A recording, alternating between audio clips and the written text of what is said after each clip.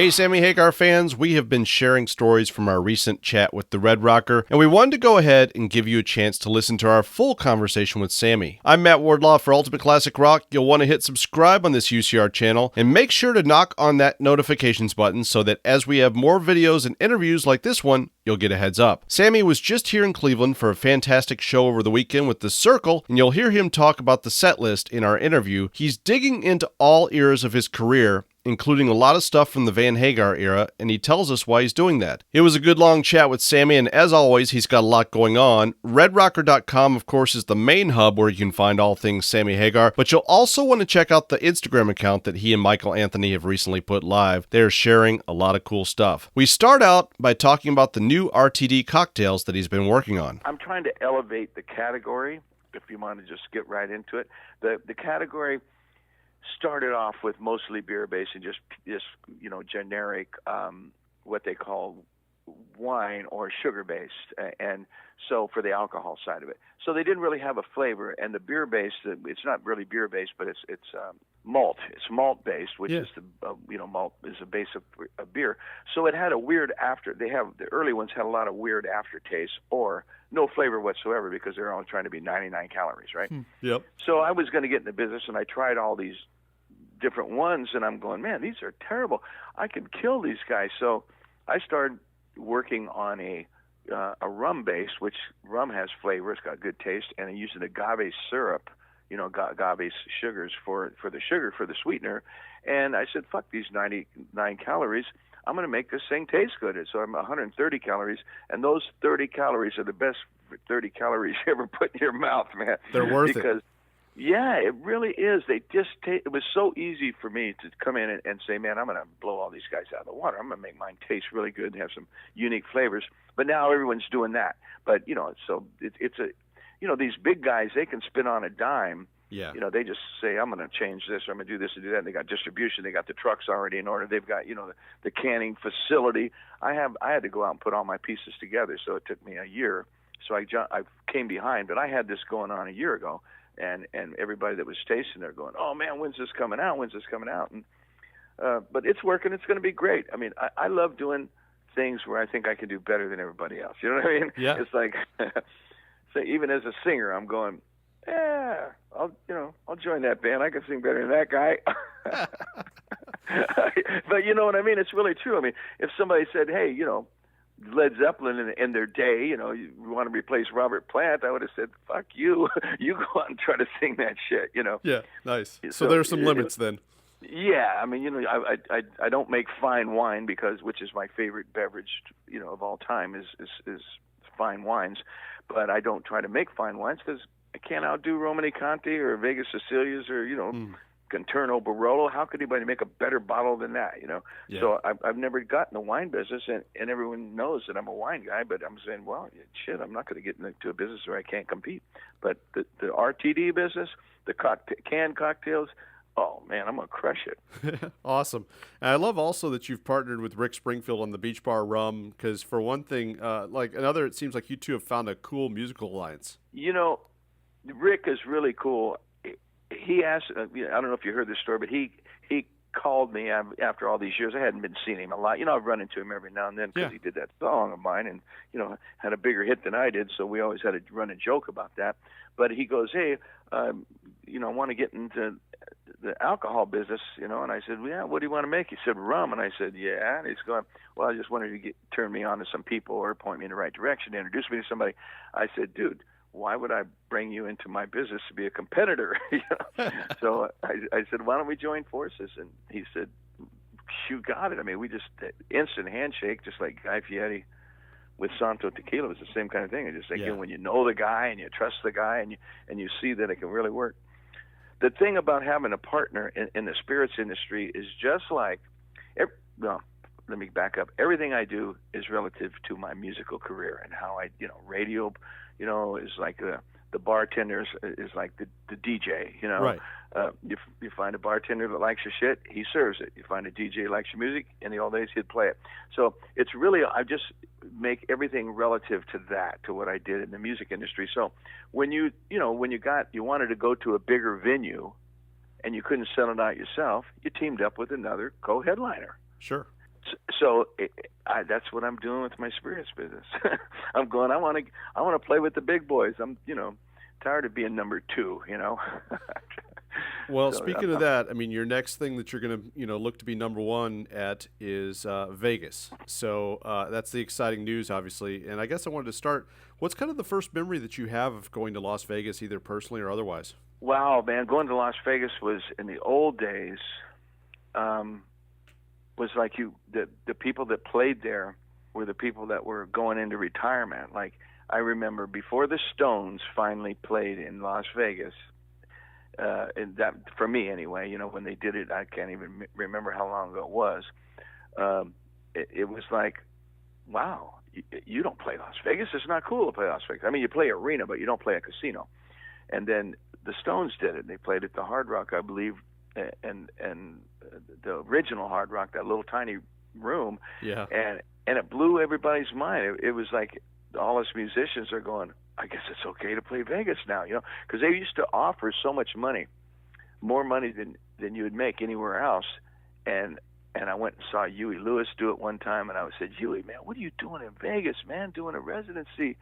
He's going, man, they're paying the fuck out of me, And I thought, man, yeah, but you're ruining your image. But I guess all that's changed, because for me it has. Here I am doing it, and it seems like everybody's doing it, but it's changed so much. It's turned into like some of the best restaurants in the world are in Las Vegas. Certainly some of the best talent you can see night after night. You can walk in on a Monday night in Las Vegas and see 5 really great, bands probably, or artists playing in town, or shows, all the greatest shows. It just turned into the entertainment capital of the world. And I mean, I'm sure they got them in China, and they got these big casino groups and stuff, all over the place. But Vegas is Vegas, So I don't know. I'm my first memories of it was no, Sin City, don't go there. And I'm not a gambler, so I don't really care about that. But the food got me.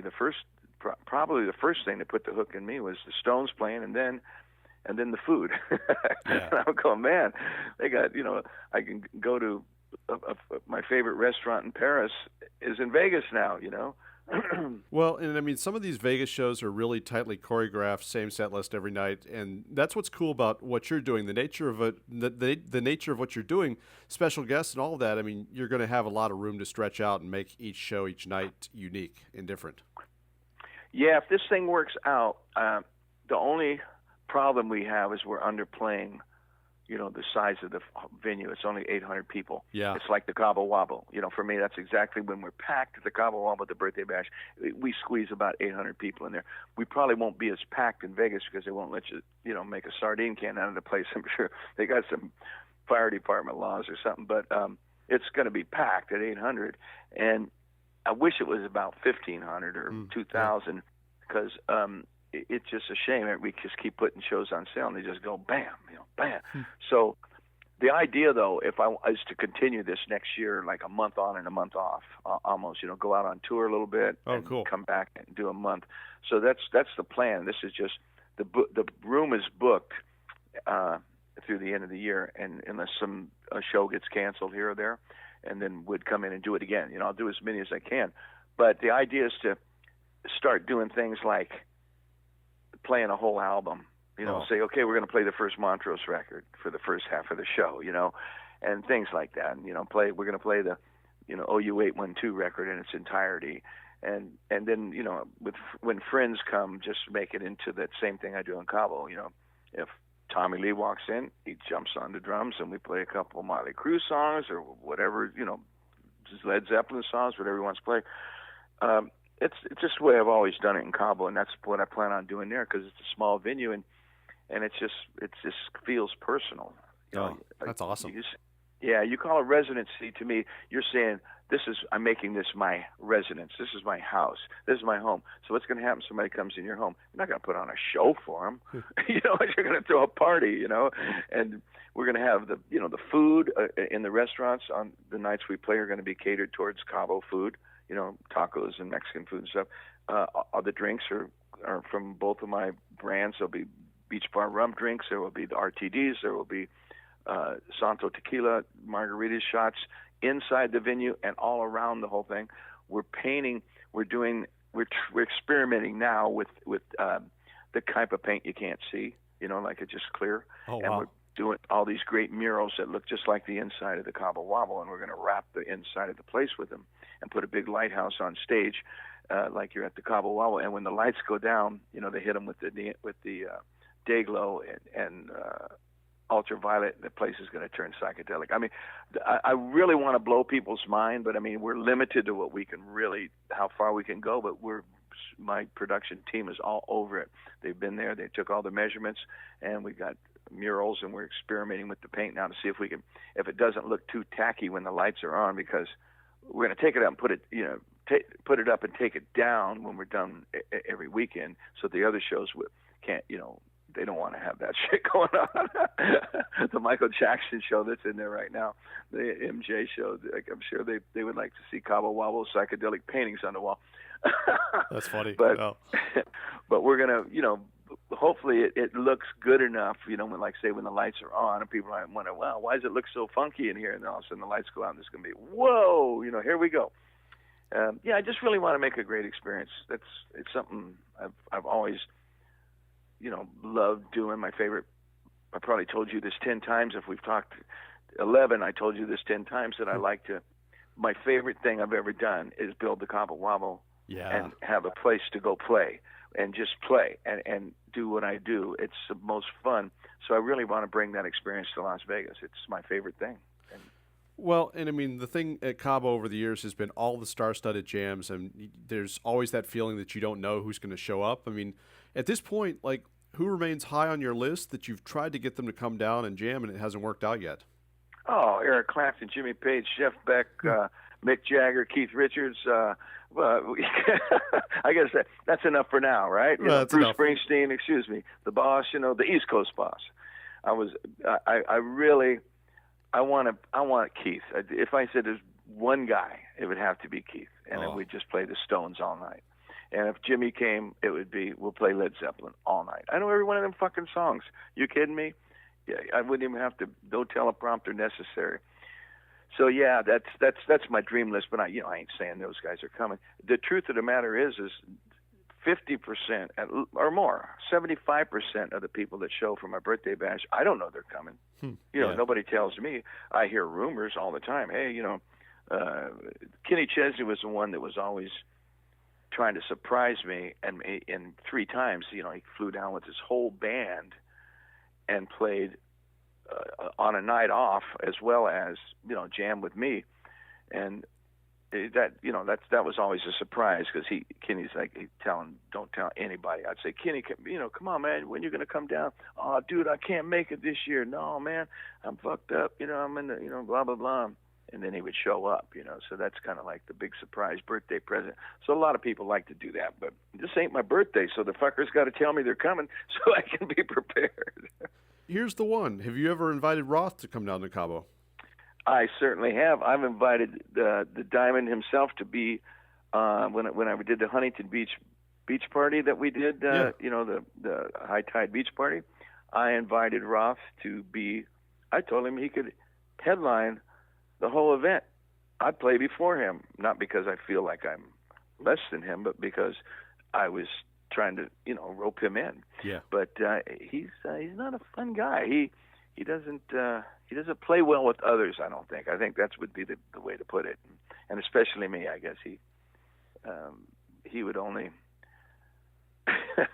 I don't know. I'm not even sure he'd even want to do a tour again. Not that I would, because I definitely wouldn't. Yeah. From the last experience, but I don't even know if he'd want to ever do that again. I have no idea where his head's at. But no, he's invited anytime, any place, anywhere I go, and I would play the old Van Halen stuff. Man, we know it.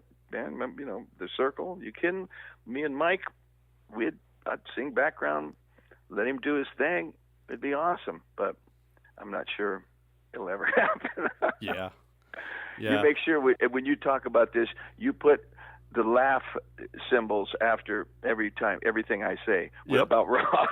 You make sure you put a ha ha ha after it, because it's so tongue in cheek to me, to think about him and I doing anything ever again. It's Well, I think that people have seen you've made numerous attempts to build a friendship there, and it just Totally. appears that, like, for whatever reason, he's never been able to let his side of the perceived rivalry go. Yeah, it's so weird because it's so silly now. I mean, now especially after, the death of Eddie, it's like, hey, there's not a Van Halen anymore, so it ain't like we're competing for who's going to be in the band, or anything like that. It's like, God, I don't know. It's silly, but who knows? I might run into him sometime, and and we can meet as grown-ups and adults finally. So a guy that would have been fun to have down at the Cabo Wabo, what are the circumstances that led to you taking the stage with Jerry Garcia and Elvis Costello at the Sweetwater in '89? Well, the Sweetwater, right in my hometown here, 101 people it held. Everybody used to make a joke of that. What's it hold? 101 people. I guess one guy's on the toilet. You know what I mean? Yep. Because it really held 99 to 100 people. So, all us local guys, we all lived here. Carlos lived here. Neil Schoen lived in Mill Valley at that time, and Jerry, just Bob Weir. I mean, the list goes on. And Grace Slick, the Jefferson Airplane people. I don't know, everybody. Huey lived here. So everybody would just go down there and play all the time. I mean, it'd be like, there was a guy in town had a used record store, and the record store went out of business, but John Goddard had a used record store that was just village music.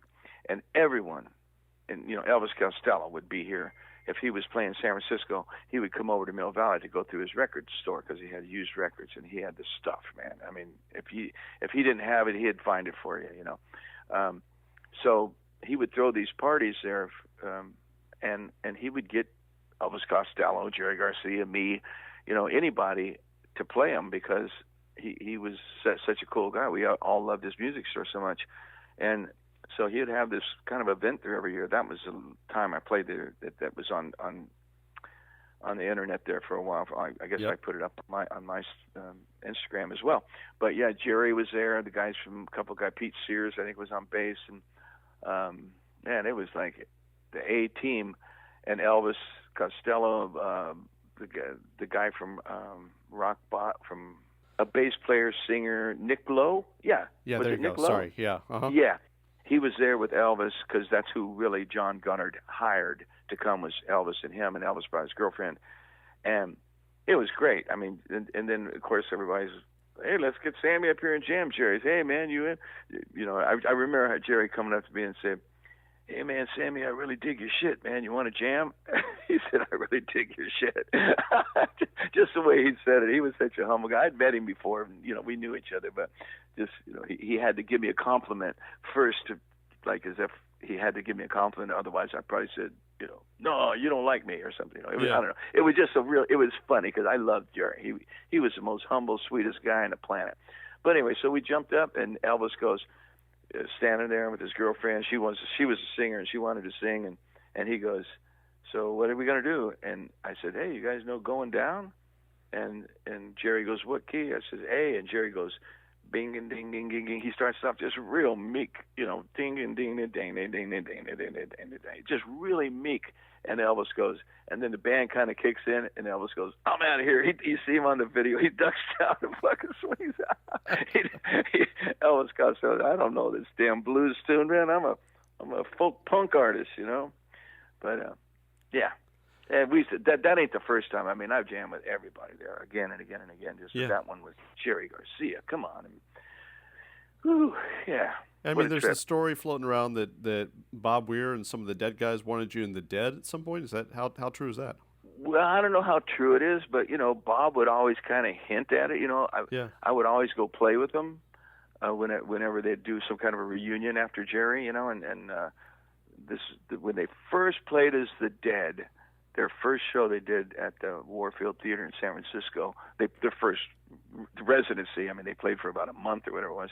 I went and played with them, and I sang Loose Lucy a couple times with them, and Mountain Girl, Jerry's daughter, goes up and said, oh, you own that song now, Sammy, you should be in this band. And Bob's going, yeah, you should be in the band. And I'm, yeah, joke, never really talked about it seriously. Yeah. Kind of had a conversation with Bob about, I mean, what if I just played with you guys, for one show. We did a benefit or something together. Yeah. But I don't know. We never got serious, and I thought about it, and I didn't want to hit on them, and they never really quite hit on me. But that would have been, I don't know, if I could have handled it, because I'm so ambitious that I want to do so many other things, and I probably would have got thrown out of that band too. But the lineup they have now with John Mayer Band, that band is smoking. It's really cool. I love what they're doing now. Dead and Company or whatever they call themselves, and but no, I don't think it ever got to a serious point. But I certainly would have considered it. I've always thought of myself, the Aerosmith hint that came around that time when Joe Perry tried to get me to join that band, and the management asked me to go to South America and try it out. And I almost did it, and I think if I would have done both those things, I would have been the guy that replaced the guy. Always the guy that replaced the guy, and that's a strange legacy for a guy like me.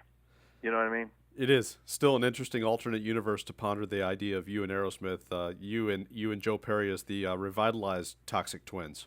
I'm telling you, man. Well, the problem is I would have taken the toxicity out of the whole thing, and it probably would have bombed because I'm not a toxic kind of guy. When the arguments start, I'm out of here.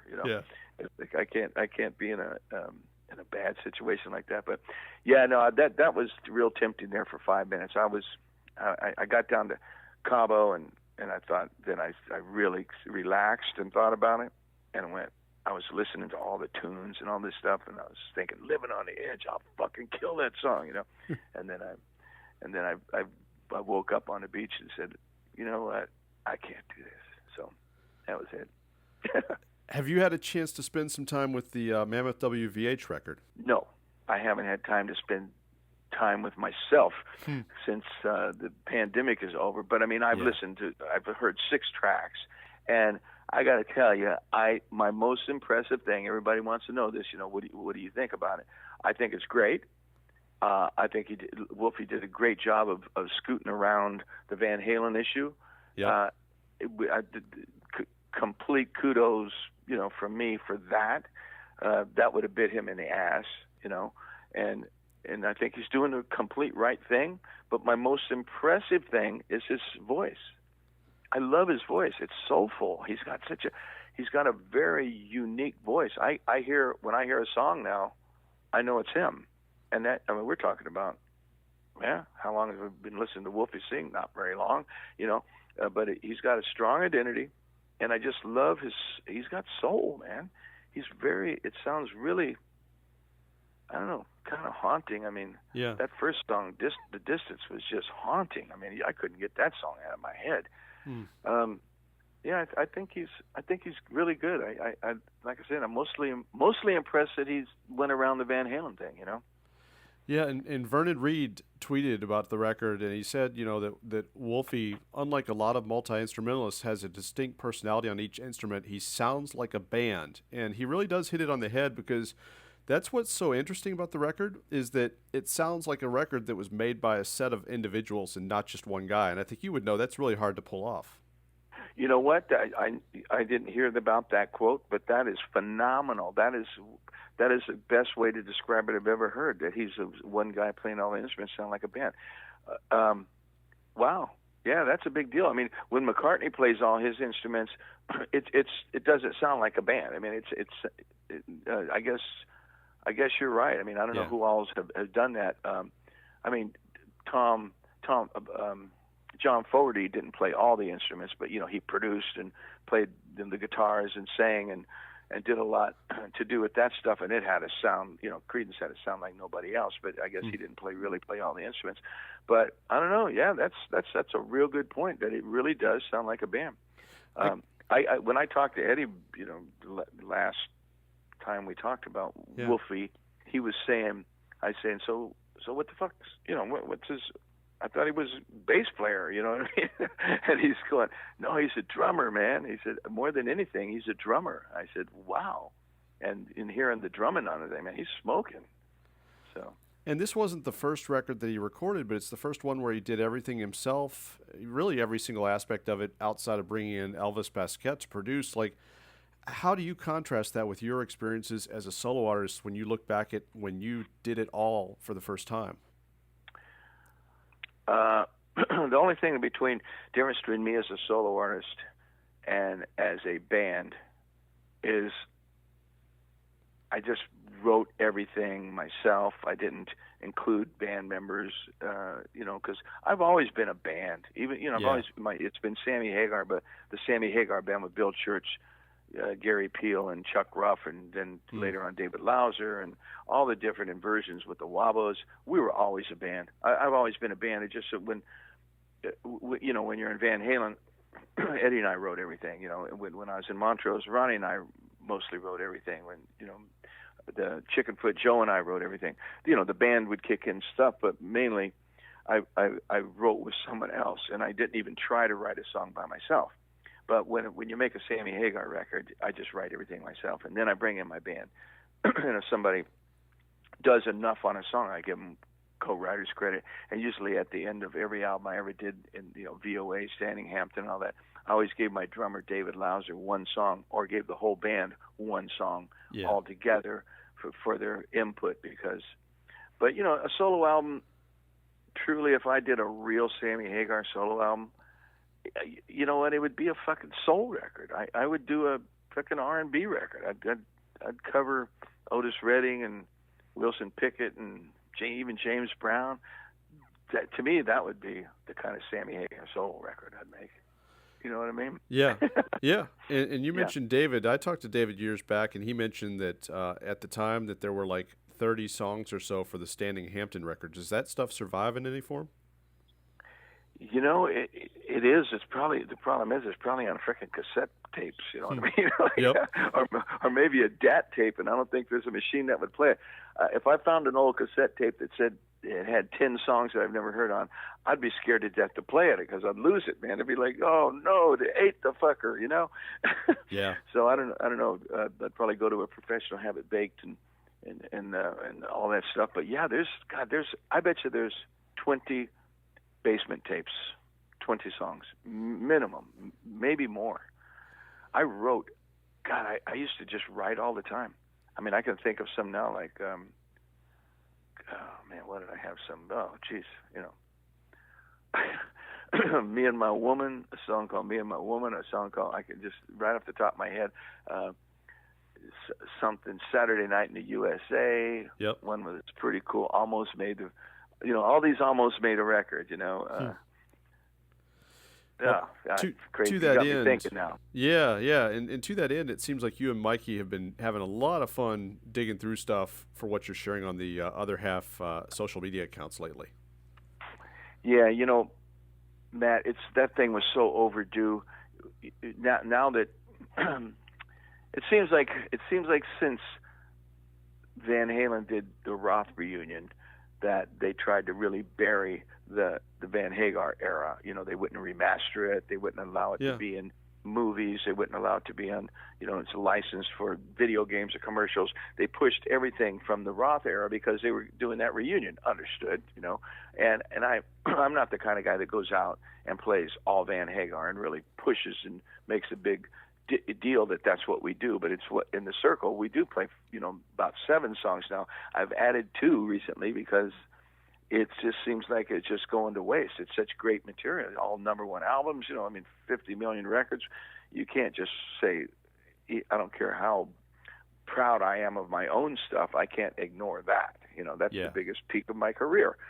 So, but I don't exploit it too much. So anyway, but since, Ed's death and we never got to do the reunion, Mike and I just got together on tour.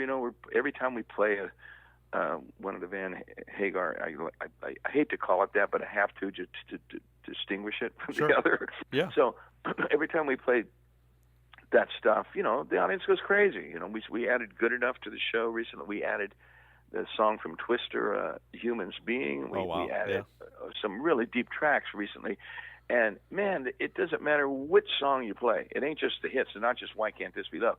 You play, like, Humans Being, and the place goes fucking nuts. They know every word. So we're going, man, this stuff is gold, and, it's never going to die, and we're not going to let it. So we started that thing because Mike said, man, I found this old tape. He's always telling me this shit, showing me some picture. Look what I found, and so we just started digging, and God, we got a gold mine. I mean, this could be a bigger website than mine, with all my history. We taped. The cool thing is during my era in Van Halen, we recorded and taped every show we ever did. Anything we did, it's all on video. We carried big video screens with us, and every night I would get a VHS or data, beta, whatever the format was, and then later on they start burning me DVDs. I'd walk off stage, they'd hand me a DVD. Boom, here's your show tonight, buddy. And I've got everything we ever did, the good, the bad, and the ugly.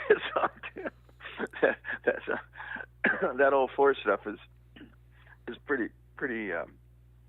reckless, but I'm not sure we'll start sharing that until we run out of all the good shit, But we got something coming up. I don't want to bait it too much, but we got something coming up that we're working on, trying to get the film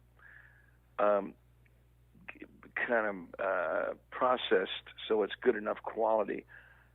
But we've got something that happened that no one's ever seen, ever heard of. Oh, and cool. It's gonna.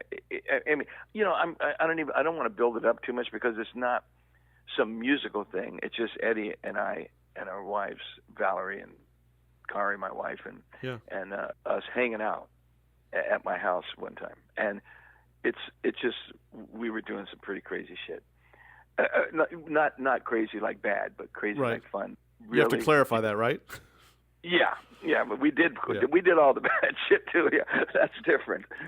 No, this is just us hanging out doing something that's so unusual. You're gonna go, what the fuck? I can't. No one will even imagine something like this. So I'm baiting. I know it sounds like I'm baiting you, like I'm trying to get everybody interested. It ain't that. I just don't want to give it away. Yeah. You know what I mean? I get it. So we got some good stuff, and it's a fun project. Mike and I reminiscing and talking about, we're all that's left. The other half, Mike and I, that's it. I mean, I guess if Dave and Al teamed up, then that would be kind of cool. But other than that, there ain't much you can do here. You know what I mean? With one of the greatest bands of all time, and one of the greatest times in my life, musically certainly. And so I think we should start sharing it with the people and having fun. Well, you're the other half. Is there any contact with Alex at all at this point? No, Alex seems he just doesn't want to communicate with anybody. Yeah. Mikey's reached out. I've reached out many times, and I don't know. I'm sure he's still in pain, from the whole thing. But so I'm not dogging him. I'm just saying he just really doesn't want to be friends or doesn't want to communicate. I don't know why, but whatever. We still got the rest of our lives to work this out. I'm going to live to be 100. I don't know about everybody else, so I got to wait. We got a lot of time to work this out. One of the things that you guys have shared out recently is that unreleased jam, I Want Some Action, from the 5150 era, which is pretty fully formed for what it is, a jam with scat lyrics, as you've termed it. Like, how much material is there in the vaults from your time with Van Halen that could be released? Not that much. I think we've got a few jams and stuff like that. There's maybe a few more. There were 2 songs that we actually finished, that 90% finished, that we never got mixed. They never made any records. One was from Foreign Law of Chronology, the other was from OU812. Huh. And no, one was from Balance and one was from OU812. Okay. That never got finished. And I even forget the names of them, but one was kind of a mid-tempo ballady kind of Can't Stop Loving You kind of song, and the other one was a heavy pound cake rocker kind of thing. And they just weren't great. I don't know if it was just my lyrics or the music just didn't have that shiny thing that Van Halen, when every song was great. So but there's a lot of jam things like that, but I'm going to speak out of line here that Eddie had boxes and boxes of cassette tapes where him and Al, or just him by himself, mainly him by himself, going into the studio and just running a cassette tape and jamming, playing piano, playing a synthesizer thing. And that's where half of our songs came from. When I joined the band, we were digging through cassette tapes more than then Eddie picking up a guitar and just writing together, like Finish What You Started was, and Why Can't This Be Love was that kind of a thing where, we wrote it, at the time. Yeah. There were a lot of the songs that we just wrote, but there were songs like Dreams that came out of that cassette tape box, and I heard that. Yeah. I heard that synth, and I just went, holy shit, Ed, hey, whoa. When we got stumped, we would just dig through the cassette thing, put a cassette in, and Ed said, whoa, wait a minute here, fast forward, woo. We used to call him rewind. Whoa, no, go back. I'd say, well, wait a minute, no, that ain't good enough. Let's keep it. No, go back. Ed was always called a rewind because he'd hear something, you go past it, and he wanted to go back and try to find it, and then you'd get lost in the damn tape. So I was always trying to just listen, for a minute, fast forward, listen for a minute, fast forward, and we found, I got to tell you, a lot of the songs came from there, and especially like the one that was the ultimate find of all times was Dreams.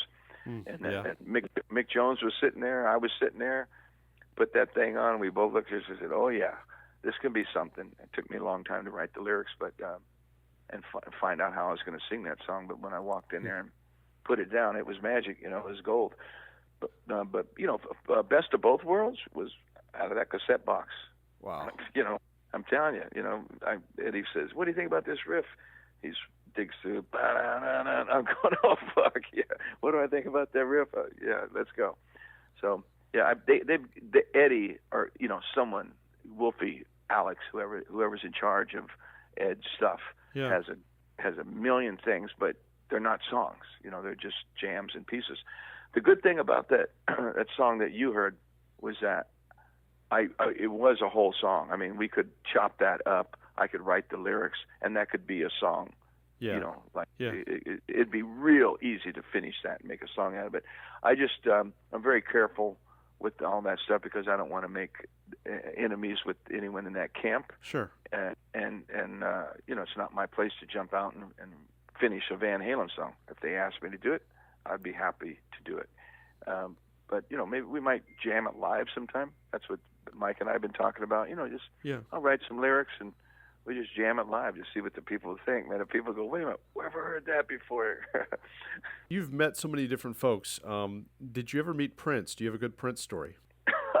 Prince. Of course. Doesn't everyone have a Prince story?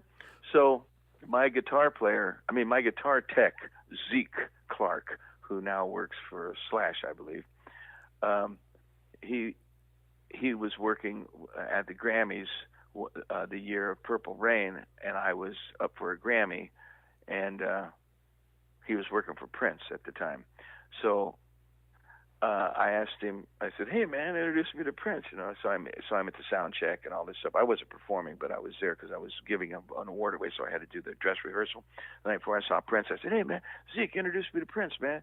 And he's going, no man, I can't. I said, what do you mean you can't? He's going, I'm not allowed to talk to him. And I said, you're his guitar tech and you're not allowed to talk to him? He said, no. I said, well, how does that work? He's going, well, you got to write him a note and you kind of hand it to him. You can't look at him. You just kind of hand it to him and they'll say like, what guitar do you want for the next song? Oh man. And yeah, I never met him, but I thought that was pretty fucking weird. Well, so obviously you have the lockdown sessions thing that came out, and I know that I've read that it wasn't a really prolific year for you this past pandemic as far as writing.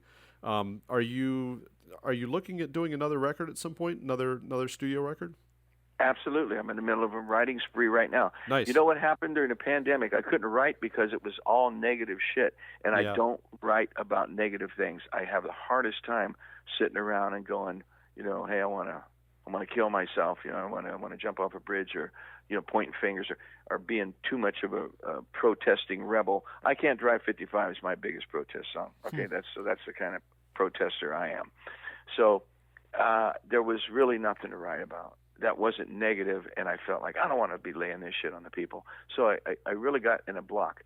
As soon as things started opening up, my creativity opened right up with it. I've got 5 new songs that I've written recently, and I'm singing the demo on Monday for another one. And I think I want to do an EP with The Circle.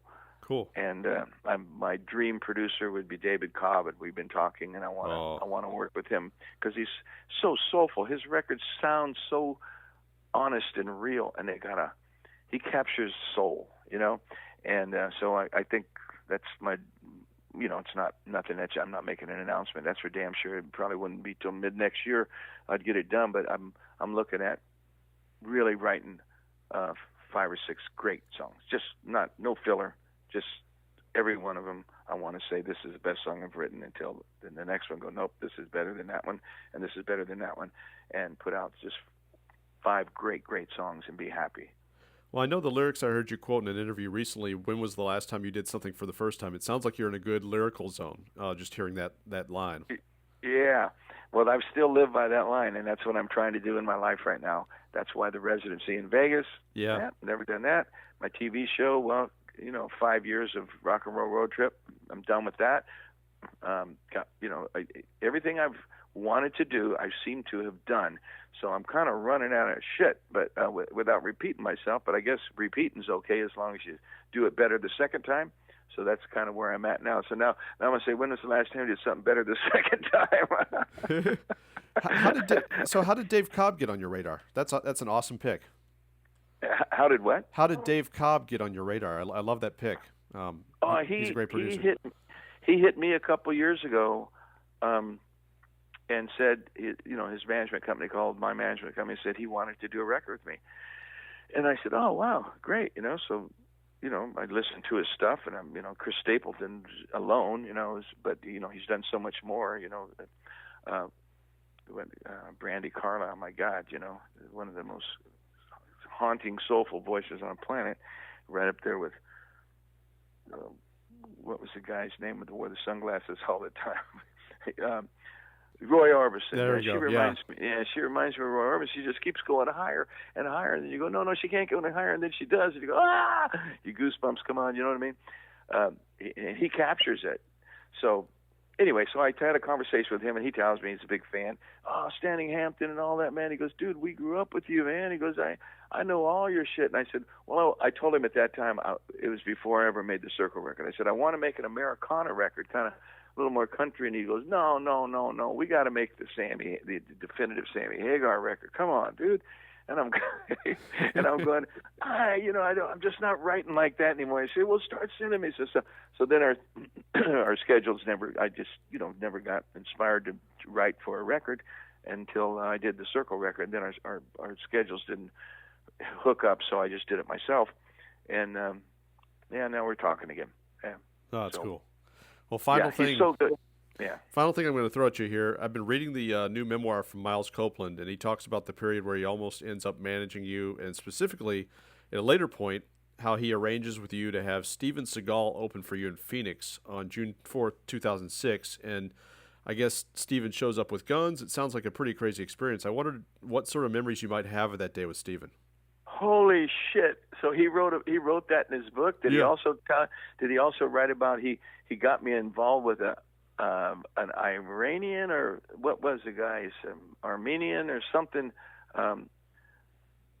artist, and wrote some music, and I wrote the lyrics, and we co-wrote a song from some, I'm talking about a Middle Eastern guy that didn't even speak English whatsoever, and he wrote this music, and I wrote this music. The words "cosmic universal fashion." I put it on a record, but that record I got in a lawsuit with the damn record company right away, and it came out, but it was never exploited. But it was a really cool song, "Cosmic Universal Fashion." So he got me mixed up with that. He was trying to manage me. It was the weirdest thing. It came to Cabo, and it was so funny. I went to pick him up from the airport. I could tell you a quick story about him. Yeah. And I'm sitting there. All of a sudden, I see him comes walking out of the customs area, getting ready to go through customs, walking out of the airplane, and he has a briefcase, a black suit, a white shirt, his kind of white hair, and some black sunglasses. And I looked at him. I said, "Oh fuck, this guy!" And sure enough, pull him over. They fucking damn near strip searched him.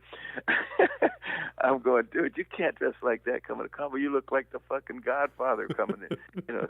So I took him to my house. We spent a couple of days together, and he was a very interesting character. but I forget why I didn't go with him. But the truth of the matter is, yeah, he got Steven Seagal to open for me, and Steven Seagal became a friend for a while. But it was so weird.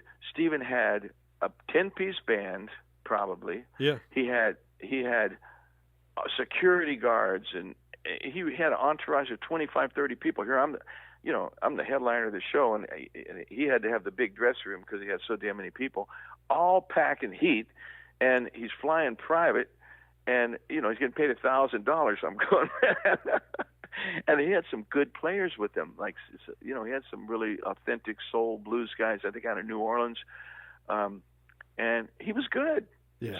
But he just was so weird. I mean, yeah, he had a full-blown pancake makeup on, and man, he was dressed like he was ready to do a movie, and he was a very interesting character. I kind of stayed in touch with him for a while because he was asking me to help him find an agent and a management and all this stuff. And not a man, I guess he had miles, but he was, I don't know, he was strange, very, very strange guy. I don't know whatever happened to him. And then I started reading all this stuff, and he was people trying to kill him and shit. I don't know. He was packing heat, and that's why he was flying private, because he had a big old plane. I mean, we're talking plane cost $30,000, probably to get to the gig, because he had all them people, but because he was carrying heat, man. He didn't walk around without a gun. That's a weird way to live. Well, sir, I will let you run on, but I'm glad to see that your this Vegas residency is going to be so cool, and I know that you got to be glad to be back, being able to play shows after a year of not being able to do that. So loving it is what it did for me, Matt. I'll tell you right now, I was considering retirement or certainly slowing down before the pandemic, as you well might know. Uh-huh. And then you take it away from me for a year and a half, 2 years, and now I'm going, I will play shows as long as I can, and I'll play as many as I can, because who knows when I'm not going to be able to do this again. Yeah. So it really, if one thing I got out of it was clarity of who I am and what I love and what I don't. And I tell you right now, so I love my wife and my family because I just spent a year and a half with them. So I know we're okay. And I love my music and I love my fans. And man, I just want to go out and play for them, and as long as I can, because it's going to come a day. Old Samuel's going to open his mouth and go, "Guess what? I can't hit that note anymore." So I've been blessed with a good voice that's strong, stayed good. So yeah. Okay. All right, man. Well, have a great rest of the day, and thank you as always. Thank you, Matt. Bye. There you have it, the one and only Sammy Hagar. If he's coming your way with the Circle, don't miss it. Find more from Sammy Hagar by clicking the link in this video's description, and make sure to subscribe to our UCR channel here on YouTube for all of the best news and history of classic rock and pop culture.